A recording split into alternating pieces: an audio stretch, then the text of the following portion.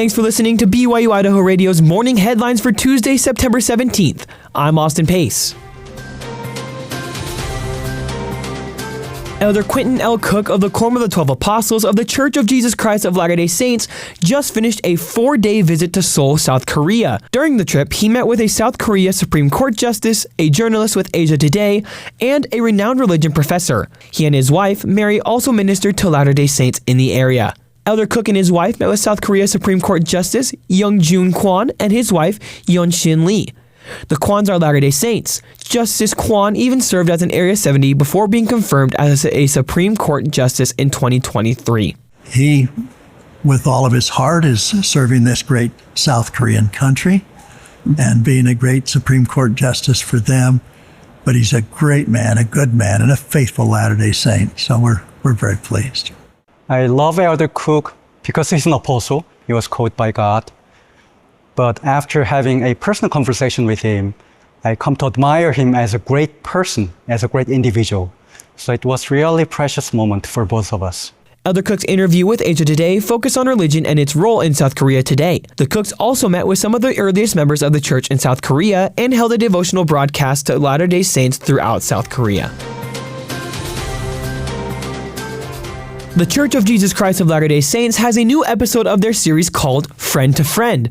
This episode is called Sharing the Love of Jesus with Others. In this episode, the child hosts, with the help of their puppet friends, explain how shared hugs, smiles, and friendly waves help us feel loved. A special guest in the episode is President Jeffrey R. Holland, the president of the Quorum of the 12 Apostles of the Church. He shares a true story about how one friend invited another to primary, where the children in the church learn about Jesus Christ. He says the children's parents also became friends, and after the girl goes to church, she's able to teach her dad how to pray. I loved hearing that story, and I've shared it with congregations all over the church.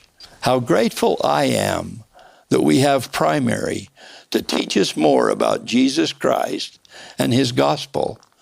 I'm grateful that we get to learn and practice how to pray, how to serve, and how to share the love of Jesus Christ with others. The episode is available on the church's YouTube channel or in the Gospel Library app.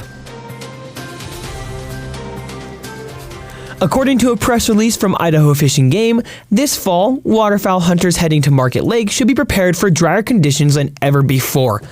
Water levels in the marshes are at an all-time low, with very little standing water left to attract the usual waterfowl. This shortage is due to a combination of factors, including restricted irrigation water use and a significant reduction in spring water flow. Historically, excess water from the Egan Bench flood irrigation helped feed the springs that supplied water to the marshes.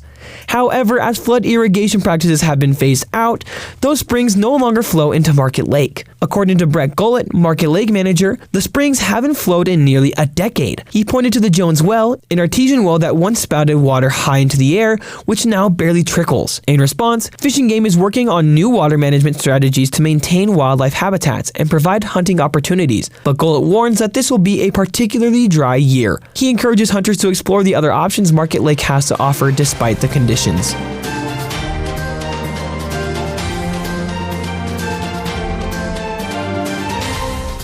These have been your morning headlines for Tuesday, September 17th, 2024. Have a great day. I'm Austin Pace. You can catch more news and interviews on our podcast feed. Just follow BYU-Idaho Radio on your favorite podcast app or ask Google, Alexa, or Siri to play BYU-Idaho Radio. You can also find us on your social media. Follow us on Instagram, X, Facebook, and YouTube.